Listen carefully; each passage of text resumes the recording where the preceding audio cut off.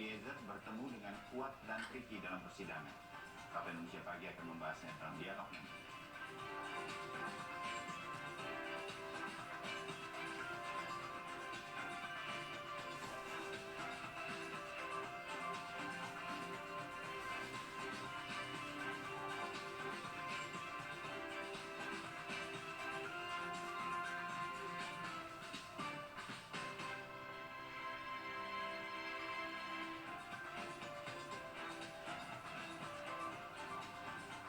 Pagi, kita jumpa lagi di Sapa Indonesia Pagi. Hari ini Senin 7 November 2022.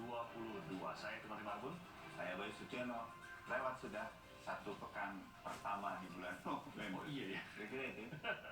Dan apalagi kalau ini menjelang perhelatan akbar, bisa dikatakan gitu, untuk Indonesia, yaitu menjelang KTT G20. Saya yakin pasti rasanya akan lebih cepat, terutama untuk mereka yang memang punya kaitan bertugas dengan G20, termasuk Bapak Bayu Sutiono juga, saya yakin. Dan waktu dengan cepat sekali berjalan, dan tiba-tiba kita sudah di penghujung tahun. Tapi fokusnya memang tetap G20 seperti yang diangkat di harian Kompas hari ini.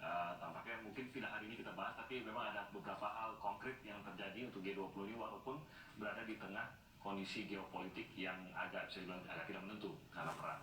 Ya, kurang menguntungkan geopolitiknya, tetapi Indonesia berupaya terus untuk menjadi presidensi G20 sebaik-baiknya, karena ini peristiwa yang kalau setiap negara setahun ada setiap negara, berarti kan 20 tahun lagi kita akan menjadi presidensi lagi, kira-kira begitu. Mudah-mudahan semuanya berjalan dengan baik. Baik, hari ini kita akan fokus pada sidang lanjutan untuk kasus pembunuhan terhadap Brigadir Joshua, pembunuhan berencana terhadap Brigadir Joshua. Nah, ada 3 orang terdakwa yang akan dihadirkan menjadi satu atau digabung. Ini keputusan dari Pengadilan Negeri Jakarta Selatan. Majelis hakimnya menyatakan demikian. Walaupun kemudian ada pro dan kontra, terutama dari LPSK yang ada himbauan. Bahkan beberapa pengamat hukum juga mengatakan seharusnya sebagai seorang justice kolaborator, Baradae tidak digabung. Dia harus tetap sendiri dalam pemeriksaan di peradilan terhadap semua saksi. Nah, ini yang nanti kita akan bahas dalam dialog Sapa Indonesia Pagi berkaitan dengan digabungnya seorang justice kolaborator. Jadi hari ini kalau memang majelis hakim di Pengadilan Negeri Jakarta Selatan tetap pada keputusannya, berarti untuk pertama kalinya setelah rekonstruksi, berarti Baradae akan bertemu dengan Fuad, Ma'ruf, dan juga Ricky Rizal. Ya, nanti kita akan pantau, dan lagi-lagi Sapa Indonesia Pagi nanti akan kita tutup lebih awal sekitar pukul 8. Kalau Anda masih ingat ya. Sapa Indonesia Pagi itu seharusnya 9.30. Saking sudah mungkin beberapa pekan ini mengikuti sidang. Tapi lagi-lagi nanti kita akan berakhir pukul 8, dan nanti kita akan ikuti bagaimana jalannya sidang dengan 3 terdakwa. Ada 12 orang saksi yang akan dihadirkan, mulai dari ART, dari Verdi Sambo, ada juga dari pihak ambulans yang mengantarkan, dan lain-lain. Ada 12 orang saksi yang akan dihadirkan nanti. Kita ikuti selengkapnya di Kompas TV hari ini. Nah, kita awali dulu dengan informasi pertama. Ini diduga untuk membuat konten. Seorang remaja yang berusia belasan tahun di Kabupaten Bekasi, Jawa Barat tewas tertabrak truk kontainer. Diduga korban menghadang truk di Jalan Raya Imam Bonjol, Cikarang Barat, Kabupaten Bekasi. Ini demi membuat sebuah konten untuk media sosial. Korban tewas di lokasi setelah mengalami luka di bagian kepala. Warga menyebut sebelum kejadian puluhan remaja di bawah umur melakukan aksi memberhentikan truk besar dan sengaja merekam aksi nekat mereka.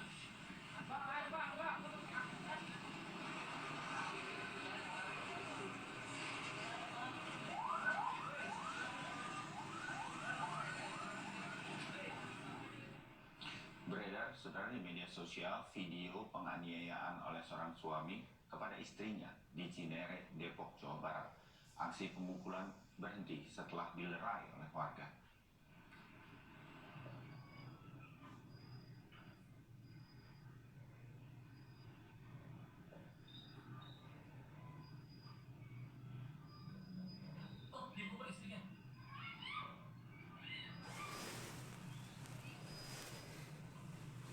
Kami tidak meneruskan gambar yang kami hadirkan yang merupakan gambar dari warga, saudara. Aksi penganiayaan ini sempat terekam oleh warga. Kami tidak menayangkan secara utuh karena mengandung unsur kekerasan. Dalam video sempat terlihat sang suami berulang kali memukul istrinya. Warga yang melihat kejadian ini kemudian melerai keduanya.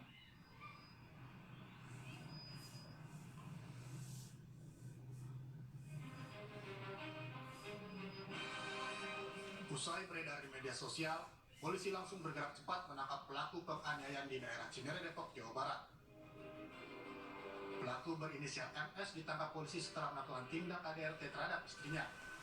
Diduga motif pelaku tega memukul istrinya lantaran kesal kepada istrinya tidak bisa berobat ke dokter karena korban tidak membawa cukup uang.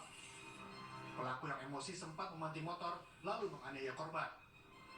Sementara pelaku dilakukan pemeriksaan di Polres Depok dan korban diminta juga kita arahkan untuk membuat laporan polisi di Polres Depok karena akan ditangani oleh BPPA. Motif sementara bahwa pelaku kesal dengan korban terkait masalah pembayaran biaya pengobatan yang tidak ditanggapi oleh korban sehingga korban diturunkan di jalan kemudian dilakukan penganiayaan terhadap korban. Penyidik dari Polres Metro Depok saat ini masih melakukan pemeriksaan terhadap pelaku. Polisi juga meminta korban membuat laporan agar selanjutnya bisa diproses hukum oleh Unit Pelayanan Perempuan dan Anak. Hidayatul Mulyadi, Kompas TV, Depok, Jawa Barat. Sebanyak 39 rumah warga rusak berat akibat banjir bandang yang melanda beberapa desa di wilayah Cianjur, Jawa Barat. Warga desa Sidampar, Kecamatan Cidaun, Cianjur, Jawa Barat sudah mulai membersihkan rumah mereka dari lumpur dan material lainnya. Di desa ini sebanyak 700 rumah warga terendam banjir bandang yang terjadi pada Sabtu malam kemarin. Dari jumlah tersebut, sebanyak 39 rumah warga rusak berat dan satu diantaranya bahkan hanyut terbawa banjir. Banjir yang melanda sejumlah desa di wilayah Cianjur ini diakibatkan oleh tanggul Sungai Cidamar yang jebol karena tidak mampu menahan luapan air sungai.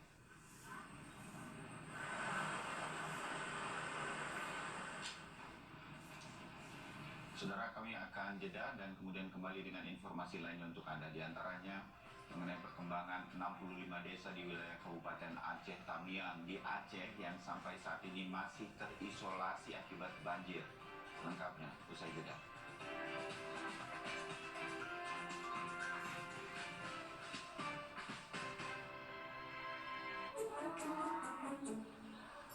Sapiku yang sakit bisa beneran diobati nggak ya? Jangan percaya, sapinya dijual ke saya aja.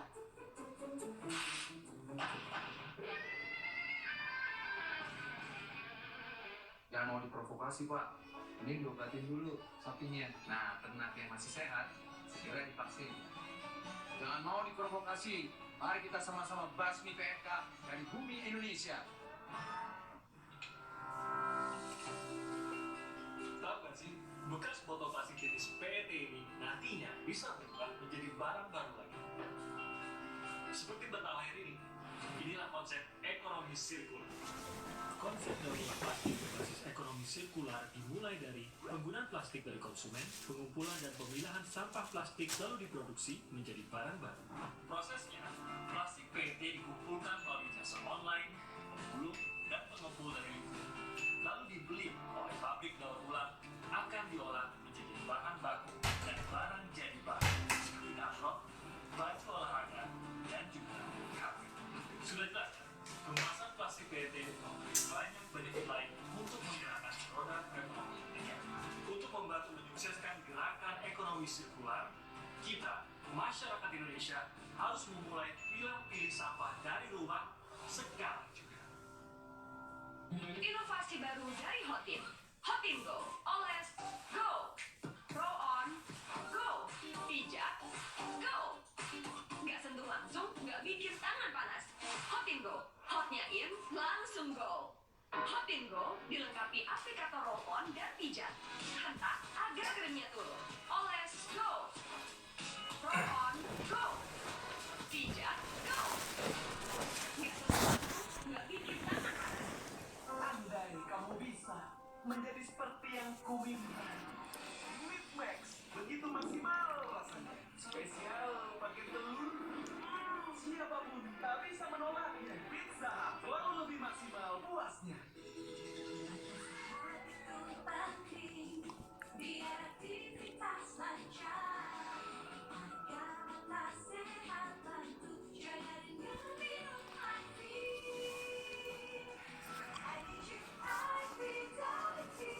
Formula IV membantu memelihara kesehatan mata.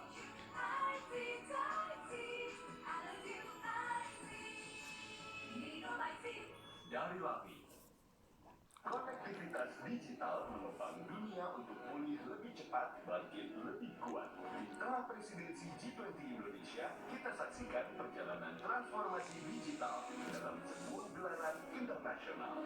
Datang dan jelajahi The Digital Archipelago hingga G20 Digital Synergy dalam Digital Transformation Expo 13 sampai 17 November 2022. Vitamin dan mineral dalam tubuh akan berkurang setiap hari. Organ tubuh tidak akan bekerja maksimal. Penuhi kebutuhannya dengan Nutraforgo. Dengan 22 vitamin dan mineral, membantu semua yang hilang balik normal. Recharge your body, recharge your life. Nutraforgo. Sapiku yang sakit bisa beneran diobati enggak ya?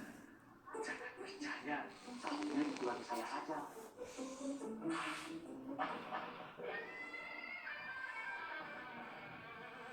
Jangan mau diprovokasi pak, mending diobatin dulu sapinya. Nah, ternak yang masih sehat, segera divaksin. Jangan mau diprovokasi, mari kita sama-sama basmi PMK dari bumi Indonesia. Jika nyeri oleh pasir, lindung menyerang, kita nggak bisa oleh pasir. Formula efektifnya redakan nyeri otot, nyeri sendi, dan pegal lindung. Oleh pasir, nyeri otot dan pegal lindung reda, rezeki datang. Oleh pasir.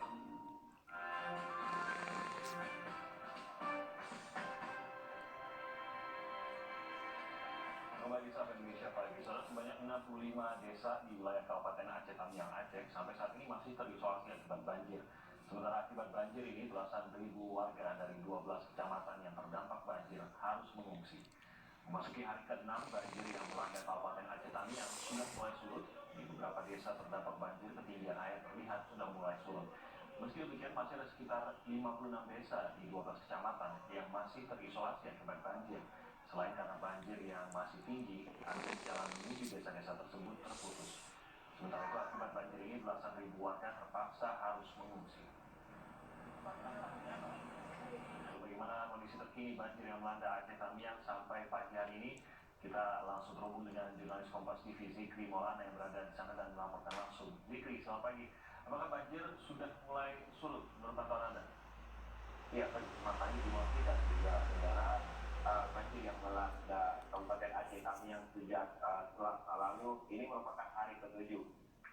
Banjir melanda 12 kecamatan, namun sejumlah kecamatan diantaranya hingga hari ini terus berangsur surut seperti di Kecamatan Kota Kuala Kupang, Kecamatan Bandar Pusaka, dan juga Kecamatan Tamiang Hulu begitu. Untuk total pengungsi sendiri bertambah dari sebelumnya. Dari sebelumnya 19.000 lebih, hari ini data terbaru yang kami peroleh ada total 27.408 kepala keluarga yang mengungsi di 12 kecamatan begitu. Baik, berarti kita masih akan melihat bagaimana penanganannya ke depan. Terima kasih. Zikri Maulana melaporkan dari Aceh Tamiang di Aceh. Nah, saudara, kita ke informasi lainnya. Tour de Borobudur memasuki hari terakhir dan akan kembali berangkat dari Plaza Manahan Solo, Jawa Tengah pada Minggu pagi. Kali ini Gubernur Jawa Tengah Ganjar Pranowo turut ambil bagian untuk goes. Seperti pada hari pertama, Tour de Borobudur hari terakhir dimulai dari Plaza Manahan Solo, Jawa Tengah. Tidak kurang dari 1.400 orang peserta mengikuti etapa kedua yang jarak tempuhnya 104 km. Kali ini trek yang dilalui lebih landai karena melewati jalan nasional dan pedesaan. Dari Solo, para peserta menuju ke Candi Prambanan dan dilepas oleh Wali Kota Solo, Gibran Rakabuming Raka. Gubernur Jawa Tengah Ganjar Pranowo turut ambil bagian dalam goes kali ini. Dengan semangat para peserta berangkat hingga finish di Candi Borobudur. Karena ini merupakan sport tourism, maka dibutuhkan sinergitas antara pemerintah daerah yang wilayahnya dilewati. Mereka harus mengenalkan potensi wisata yang dimiliki untuk menarik para pengunjung lewat peserta Tour de Borobudur ini.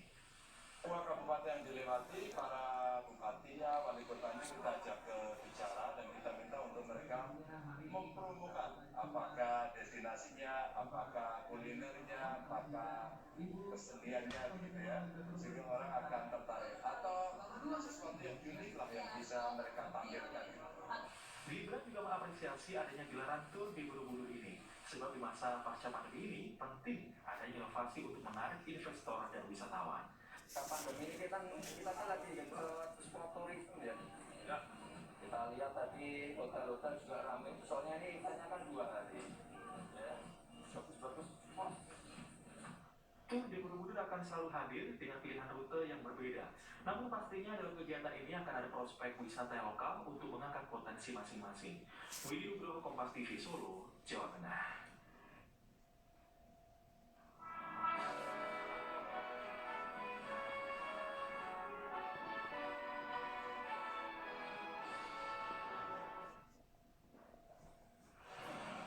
Setelah melalui proses panjang dalam pengusulan kenaikan kelas, Pengadilan Agama Lubuk Pakam akhirnya meraih kelas 1A yang sebelumnya berstatus kelas 1B. Kenaikan kelas ini merupakan hasil dari komitmen seluruh staf untuk memberikan pelayanan optimal kepada masyarakat dan peningkatan kinerja dalam memproses seluruh perkara agar segera tuntas. Ketua Pengadilan Agama Lubuk Pakam dan Indra Sakti Lubis dalam tasyahkuran kenaikan kelas mengatakan pada tahun 2021 Pengadilan Agama Lubuk Pakam menangani 3.500 perkara. Dan pada tahun 2022 ini, hingga bulan Agustus, perkara yang ditangani telah mencapai 2.500. Banyaknya jumlah perkara yang mampu ditangani tidak terlepas dari fasilitas yang terus dilengkapi dan kinerja dari seluruh pihak dalam memberikan pelayanan prima kepada masyarakat, sehingga Pengadilan Agama Lubuk Pakam dapat meraih kelas 1A. Aparatur Pengadilan Agama Lubuk Pakam harus berkomitmen untuk tetap melayani masyarakat dengan setulus hati. Itu sudah menjadi harga mati, kita melayani masyarakat dengan pelayanan yang prima, kita memberikan kemudahan-kemudahan dan juga kita bekerja sesuai dengan SOP yang ada. Jadi kita. Sementara itu, Ketua Pengadilan Tinggi Agama Medan Abdul Hamid Pulungan berharap agar Pengadilan Agama Lubuk Pakam dengan peningkatan kinerjanya untuk segera mendapatkan predikat wilayah bebas dari korupsi sebagai bentuk nyata pelayanan prima. Supaya berusaha dengan sungguh-sungguh akan mendapatkan status predikat wilayah bebas dari korupsi WBK dari Kementerian PAN dan Reformasi Birokrasi. Sebab dengan mendapatkan WBK ini, wilayah bebas dari korupsi ini, maka dapat dipastikan Satuan Kerja Pengadilan Agama Lubuk Pakam dalam mengelola pemerintahan yang efisien, efektif, dan akuntabel. Pencapaian tipe kelas 1A, Pengadilan Agama Lubuk Pakam juga diiringi dengan peningkatan anggaran, penghasilan, dan pangkat para staf yang memang harus diiringi dengan peningkatan pelayanan. Rogan Damaral, Kompas TV Medan, Sumatera Utara.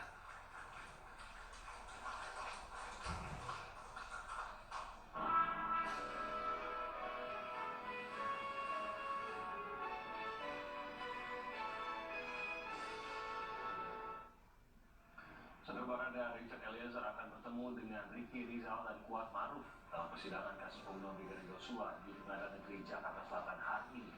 Majelis Hakim memutuskan sidang ketiga terdakwa digabung dengan menghadirkan 12 saksi fakta. Siapkah Eliezer bertemu dengan Kuat dan Ricky? Sampai Indonesia Pagi akan membahasnya. Nanti akan ada Bayu Sutino yang memandu dialog yang untuk Anda usai jeda.